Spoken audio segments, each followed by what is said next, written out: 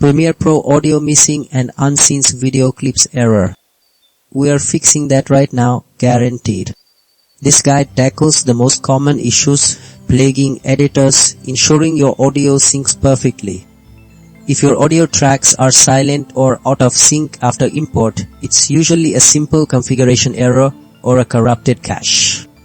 Method 1 starts by verifying your audio track assignments and making sure your clips are properly synchronized within the sequence settings. Always check the source file integrity and try refreshing Premiere Pro's cache files. This often clears temporary data that causes glitches. If that first step doesn't clear the error, the issue usually stems deeper in system permissions or corrupted media, which brings us to method 2. Relinking missing media is critical, as is updating your audio drivers and running Premiere Pro as an administrator to unlock any restricted access. Resetting preferences can sometimes resolve stubborn bugs by reverting to default settings.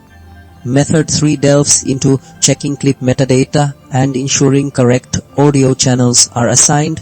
Then we'll explore disabling audio effects temporarily and exporting audio tracks separately to isolate the problem.